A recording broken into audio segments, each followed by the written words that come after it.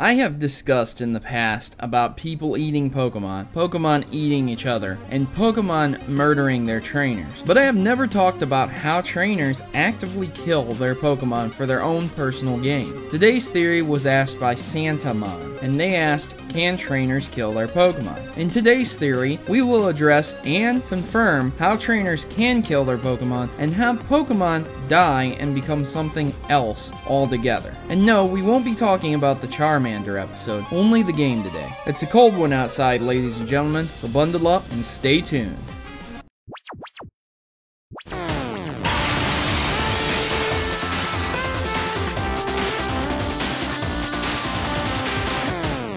I love snow, and winter is a fun season as well. Snowboarding, sledding, making snowmen, it's awesome. And what other season is hot chocolate available everywhere? You know, now that I think about it, I bet ice Pokemon love winter too. And today's theory is centered around a certain ice Pokemon. But we will get to that in a moment. I want to establish the ability for Pokemon to die naturally first, and speak about some morality as well. As I said before, in the past, I've talked about Pokemon being able to die. It's really no secret, and the first game had a cemetery town devoted to the dead Pokemon. But Nintendo really doesn't like to make people think that these cute and cuddly monsters of destruction can perish. In fact, there are several reasons why most Pokemon do not die in the games, and the player's Pokemon never die. The most obvious is that Nintendo does not want critical thinking of morality in their game from people, specifically younger people. The reason for this is simple. It creates feelings of sadness, resent, regret, and when the player makes a choice that is not morally sound with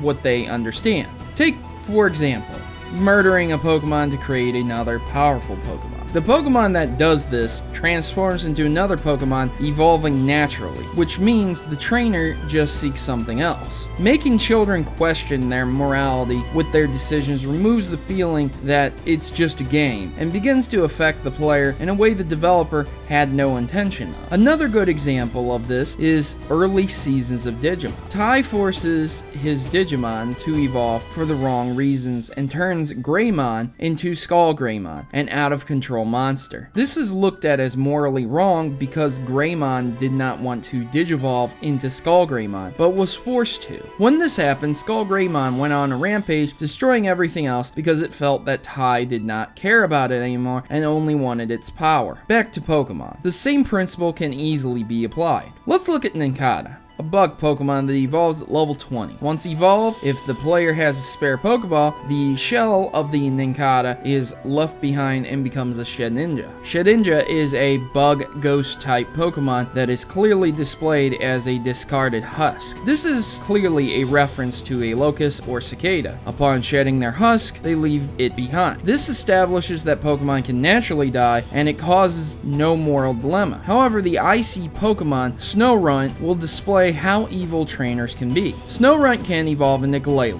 and Glalie can Mega Evolve as well. So then, why would a trainer not want that? What could a trainer desire by killing their Pokemon? Well, if a Dawnstone is used on a Snorunt, it will become a Frostlass, an Ice Ghost Pokemon. Very similar to Shedinja. In fact, one of their dex entries is almost identical to each other, stating that they both have hollow bodies. Hollow bodies, empty, ghost types. One evolved naturally, and the other was forced into it. When the Dawnstone is used on Snorunt, it melts the Pokemon to death and forms a new Pokemon from the dead Snorunt known as Frostlass. This only works on female Pokemon, so male Snowrunts are excluded. But the premise is still the same, murdering a Pokemon because the trainer wants a different Pokemon. So ladies and gentlemen, can trainers kill their own Pokemon? Yes, and only for selfish, evil reasons. So the next time you come across a Snorunt, make sure it stays alive long enough to Mega Evolve someday. Thanks for watching, and please remember to like